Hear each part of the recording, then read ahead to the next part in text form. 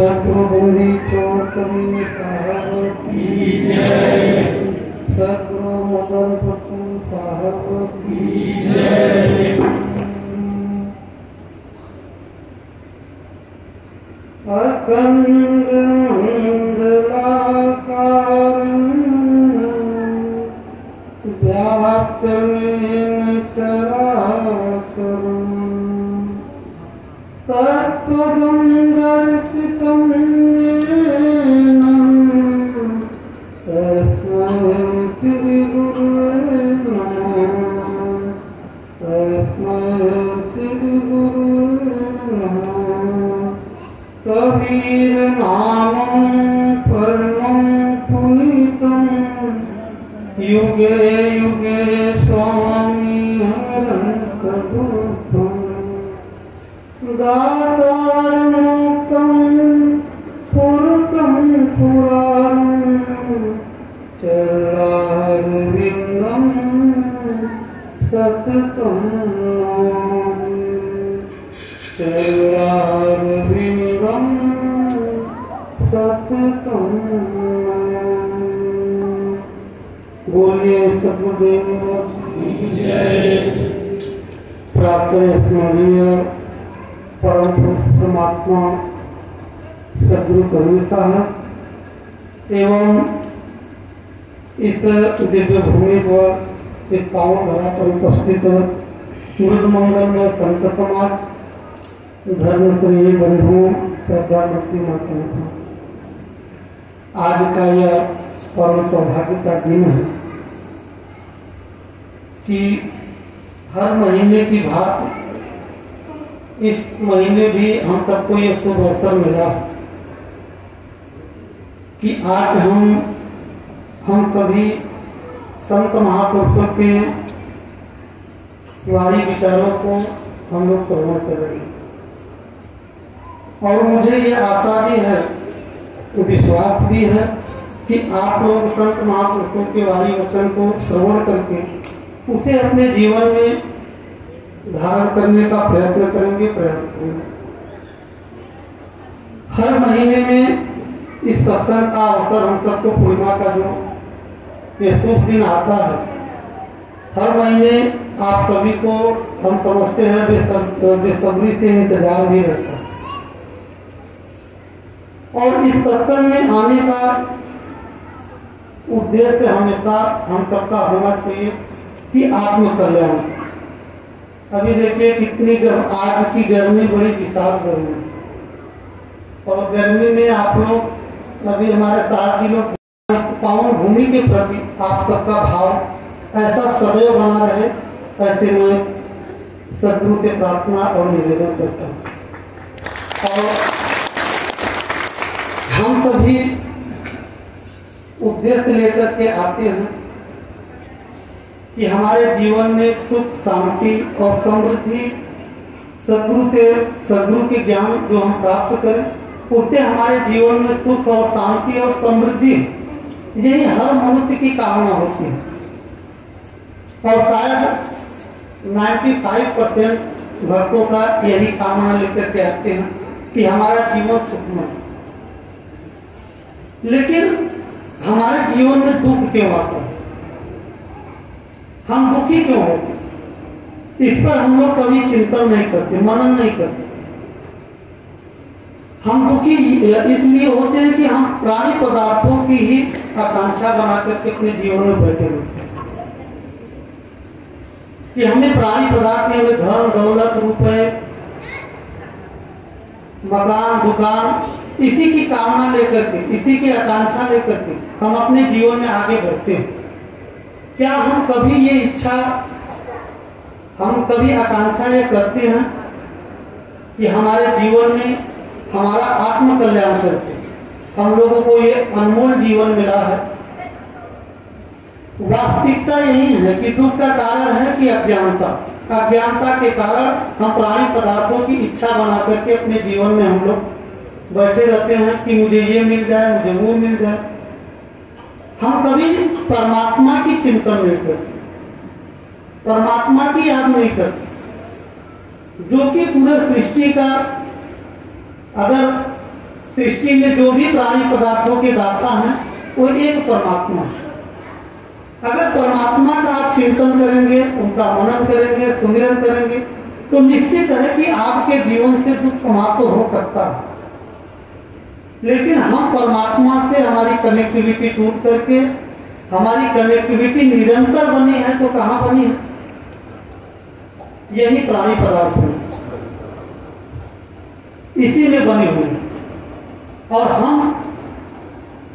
आप सबसे यही आग्रह और यही निवेदन करेंगे कि आप लोग सदगुरु कबीर साहब के राही, सदगुरु कबीर साहब के विचारधारा पे चलने वाले लोग, संत महापुरुषों के ज्ञान मार्ग पर आप लोग चलने वाले, तो अंधविश्वास से हमेशा निरंतर आप लोग ऊपर उठ करके अपने जीवन को जिए, पाखंड से आप लोग ऊपर उठे। क्योंकि सदगुरु कबीर साहब जो समाज में व्याप्त बुराइयां, अंधविश्वास, पाखंड, ये सब जो बुराइयां थी, और उस बुराइयों से हम सबको हमेशा निकालने का ही प्रयत्न किए, प्रयास किए, और हम सबको निकलना भी चाहिए। जब तक इस विषय विकारों का, इस प्राणी पदार्थों का जब तक चिंतन हम कम नहीं करेंगे, जब तक उसके ही चिंतन में हम लगे रहेंगे, तो हम परमात्मा से, उस परम सत्ता से, उस परम सुख से, परम शांति से हम दूर होते चले जाएंगे। और हम दूर इसलिए होते हैं क्योंकि हम भक्ति के पथ पर चलना नहीं चाहते, भक्ति के मार्ग पर चलना नहीं चाहते, संत सद्गुरुओं के बताए हुए मार्ग पर हम चलने का कभी प्रयत्न नहीं करते, प्रयास नहीं करते। अपने दुखों से अगर मुक्ति पाना है, निजात पाना है, तो हम सबको परमात्मा का सुमिरन, आत्मा का चिंतन, आत्मचिंतन जब करेंगे तो आत्मा ही परमात्मा की पहचान करेगी, आत्मा ही परमात्मा का दर्शन करा सकता है। और इंद्रियों के द्वारा परमात्मा का दीदार, परमात्मा का दर्शन नहीं किया जा सकता। आज तमाम धर्मों में, पंथों में, संप्रदायों में आप लोग देखते हैं कि आज एक एक मंत्र जो कि पुराणों से, वेद से सब निकाल करके आपको, समाज को, जनमानस को पकड़ा देते हैं कि बस इसी से तुम्हारा आत्म कल्याण होगा, इसी से तुम्हारी मुक्ति होगी। बस कोई न कोई मंत्र पकड़ा करके आपको जो है कि भक्ति करा रहा है। आज और दूसरे की क्या कहें, हमारे कबीर पंथ में भी, हमारे कबीर पंथ ऐसे भी जो आश्रम, बहुत से आश्रम हैं जहाँ वही मंत्रों के द्वारा वही तार शब्द का, वही कहेंगे कि वही तार शब्द है, वही मूल ज्ञान है, वही आत्मज्ञान है। और हमें जो भी मंत्र दिया जाता है, कोई भी मंत्र जाप करने से केवल आप अपने जीवन में मोटिवेट हो सकते हैं, लेकिन आपके आत्म कल्याण नहीं हो सकता, उससे आत्मचिंतन नहीं हो सकता। आत्मचिंतन जब तक हमें सच्चा ज्ञान नहीं मिलेगा, तब तक आत्मचिंतन नहीं हो सकता। इसलिए आपको अगर ज्ञान का प्रकाश, परमात्मा के वाइब्रेशन, परमात्मा के तरंगे, जब आप भजन करेंगे, सुमिरन करेंगे, ध्यान करेंगे, तब आपके घर में परमात्मा के ज्ञान का प्रकाश होता चला जाएगा। जब आप ज्ञान का प्रकाश होगा तो ऑटोमेटिक आपके घर की सारी समस्याएं मिट सकती हैं, आपके जीवन की सारी समस्याएं मिट सकती हैं। लेकिन हम एक सहज मार्ग खोजते हैं कि कुछ मुझे ऐसा मार्ग मिल जाए कि 200-500 रुपया चढ़ा दूं और मुझे कुछ करना न पड़े, कुछ लड्डू चढ़ा दूं, कुछ फूल माला, मेवा मिष्ठान चढ़ा दूं और हमारे जीवन का सारा कष्ट समाप्त हो जाए। तो इससे अगर जीवन की समाप्ति और जीवन के दुखों का समाप्ति होता, तो आज पता नहीं कब से ये समाप्त हो चुका हो। आज किसी के जीवन में दुख रह ही नहीं गया होता। सभी मार्ग अपना करके अपने जीवन में देख लिए कि सुख और शांति कैसे मिले। तो हम आप सबसे यही विनम्र निवेदन करेंगे कि आप लोग अपने जीवन को सुखमय, शांतमय, आप लोग अपने जीवन को बनाइए और निरंतर आप सब प्रयास करिए, प्रयत्न करिए। सदगुरु के ज्ञान का हमेशा चिंतन करिए, उनके ज्ञान का हमेशा मनन करिए, तो निश्चित है कि धीरे धीरे आपके जीवन से दुख समाप्त हो जाएगा।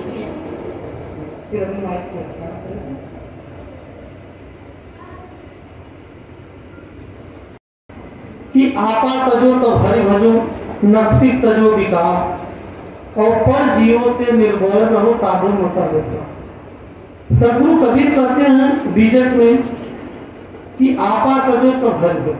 हम सबको अपने जीवन से अहंकार समाप्त करने की जरूरत है। जब तक अपने जीवन से हम लोग अहंकार को समाप्त नहीं करेंगे, हमारे जीवन में दो पहलू है।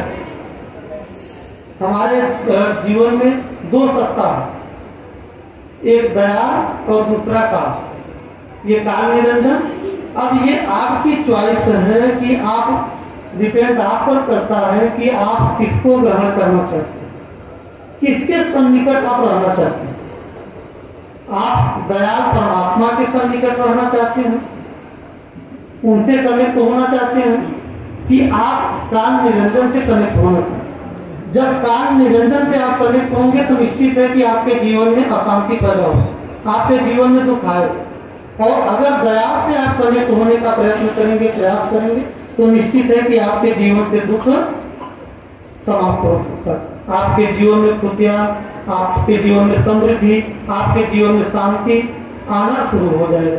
तो इससे यही आप लोग कोशिश करिए कि 10 मिनट, 15 मिनट, आधे घंटे, जितना समय आप सबको मिल सके उतना समय परमात्मा के ध्यान में लगाइए।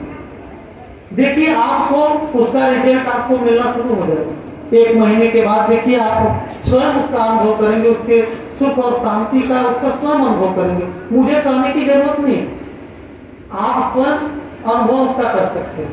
सदगुरु कबीर कहते हैं कि कहें कबीर भई है वह गति, जो भूमे गुड़ खायो, ताकर स्वाद कहे कौने विद, मन ही मन मुक्तायो, परम प्रभु अपने ही मुर पायो। वो परमात्मा अपने घर में। आज हमारे कुछ भैया जन आए और बहुत मतलब भक्ति में लीन हमेशा निरंतर रहते, लेकिन निरंतर भक्ति में लीन रहते हुए हमने पूछा, हमने कहा कि भैया डिस्कस हो रहा था यही, और कि हमारे कई भक्तों के मन में भी प्रश्न उठता है कि आज मांसाहार लोगों को तमाम अपने कई भक्त भी प्रश्न किए कि साहब जी समाज में ये लोग जो है तर्क देते हैं कि पेड़ पौधों में भी तो जीव पाया जाता है, पेड़ पौधों में भी जीव पाया जाता है, तो अगर वो क्या हिंसा नहीं है। और आश्रम पर आए थे कुछ सज्जन जब, तो यही प्रश्न भी कर रहे थे कि आप महाराज जी बताइए कि ये पालक, भाटा, सब्जी, ये जितने सब्जियां हैं, हरे और पेड़ पौधे हैं, क्या इसमें जीव नहीं पाया जाता। अब तो ये तो तर्क उन लोगों को जो मांसाहार सेवन करते हैं उनका तर्क रहता है कि जीव हिंसा न करो, तो जीव हिंसा बोलते हैं महाराज जी आप लोग भी तो जीव हिंसा करते हैं, ये पेड़ पौधों में भी तो जीव पाया जाता है। लेकिन अगर हम लोग चिंतन करें तो पेड़ पौधों में केवल जीवन पाया जाता है, जीव नहीं पाया जाता है। हमारे आलमगंज के हमारे परम भक्त भैया जी हैं डॉक्टर प्रदीप जी, यही प्रश्न वो अभी कल आए थे, तो बोले साहब तर्क होता है हमारे मित्रों में, दोस्ती में जब हम जाते हैं तो हमारे मित्र होते हैं तो चर्चा करते हैं, तो उनको क्या मैं तर्क दूं, तो कुछ तर्क देकर के चुप करा देते थे। लेकिन उन्होंने पूछा और कुछ तर्क बताइए, और कुछ उदाहरण दीजिए साहब जी, हम क्या उनको बताएं। तो काफी लगभग घंटों तक इसी पर चर्चा हो। तो हम लोग अगर चिंतन करें उसमें केवल जीवन पाया जाता है, पेड़ पौधे जितने हैं, जितने वनस्पति है उसमें जीवन पाया जाता है, जीव नहीं पाया जाता। जीवन उसे कहते हैं कि आप लोग समझिएगा, क्योंकि आप लोगों के समक्ष भी ये प्रश्न आए। जीवन उसे कहते हैं कि फलना फूलना बढ़ना, उसे जीवन कहते हैं। जीव उसे कहते हैं कि जो डोलता है, बोलता है, बात करता है, दुख सुख का अनुभव करता है, उसे जीव कहते हैं। और जीवन उसमें जो है कि तमाम ऐसे जो विद्वान हुए उन्होंने अपने रिसर्च में लिखा, अपने पुस्तकों में भी लिखा, और बहुत से महापुरुषों ने भी लिखा है कि उसमें केवल जीवन पाया जाता है कि जीव नहीं पाया जाता। अगर जीव कहेंगे तो हिंसा में वो भी आ जाएगी। भगवान बुद्ध, सदगुरु कबीर साहब, नानक, दादू, दरिया, ऐसे संत महापुरुषों ने कहा कि अहिंसा परमो धर्म। अगर अहिंसा परमो धर्म का नारा उन्होंने दिया तो क्यों दिया? अगर पालक सब्जी, अगर वनस्पतियों में जैसे कि पेड़ पौधे काटे जाते हैं तो इसका प्रकृति पर असर पड़ता है, इसका कुदरत पर असर पड़ता है। वर्षा कम होगी और तमाम प्रदूषण बढ़ेंगे, वातावरण दूषित हो गए।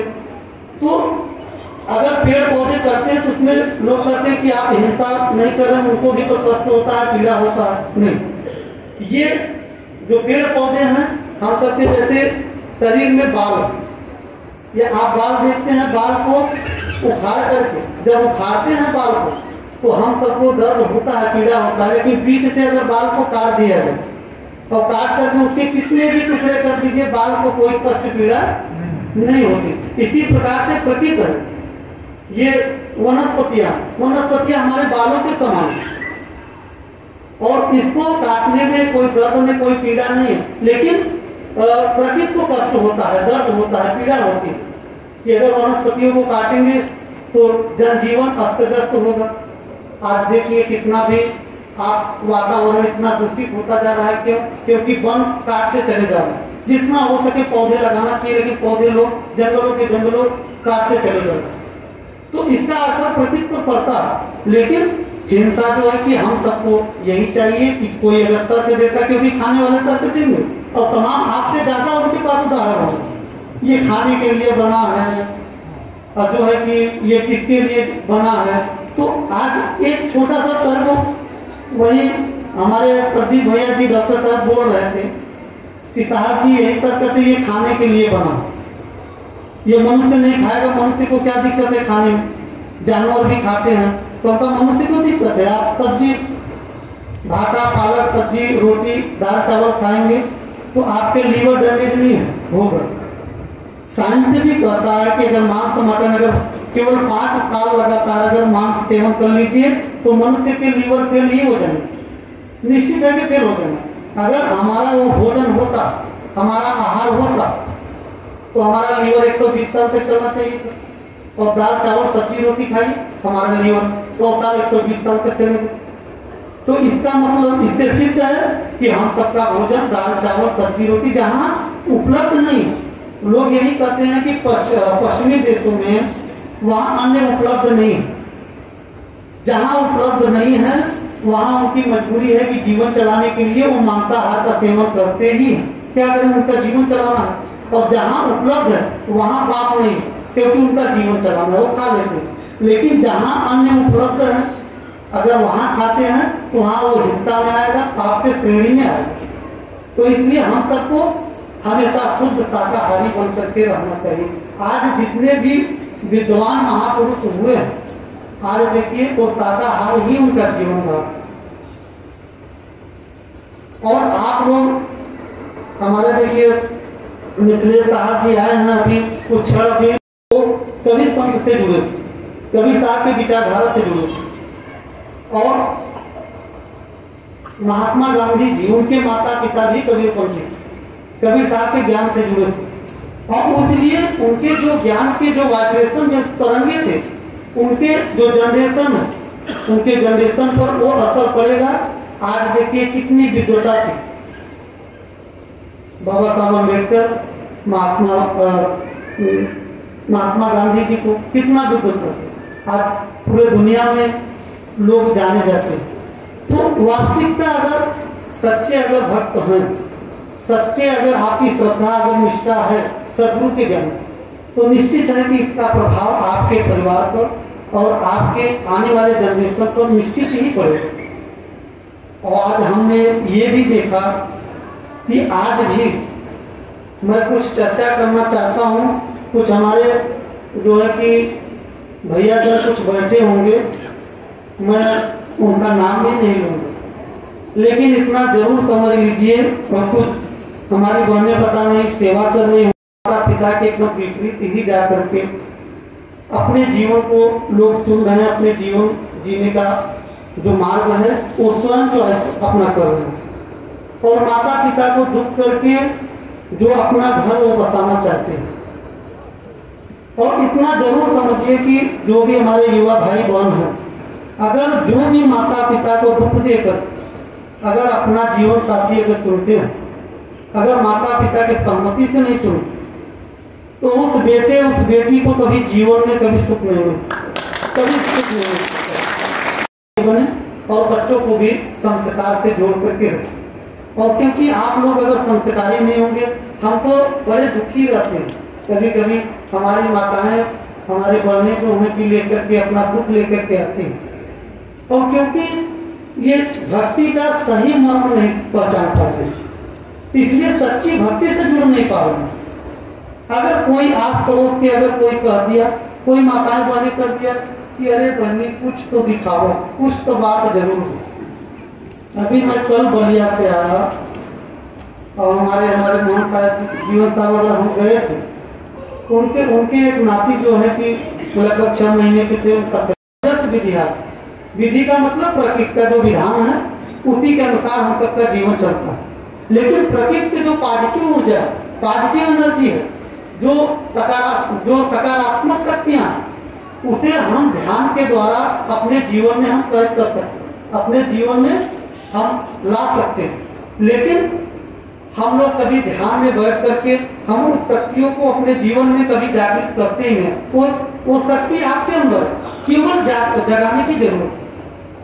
वो परमात्मा, वो शक्ति आपके अंदर है, लेकिन बस जगाने की जरूरत है। लेकिन हम बाहर ढूंढते हैं, बाहर खोजते हैं कि बाहर कोई शक्ति है जो कि हमें हमारे रूपों से मुक्त कर दे। नहीं, ये भ्रम है, धोखा है। कभी ऐसे अज्ञानता में कभी पढ़िएगा मत। आपके अंदर, अगर आपके अंदर जो परमात्मा है, जो ये 5 तत्वों के मंदिर में जो परमात्मा बैठे हैं, आज हम चर्चा में दूसरे दिशा में चले गए।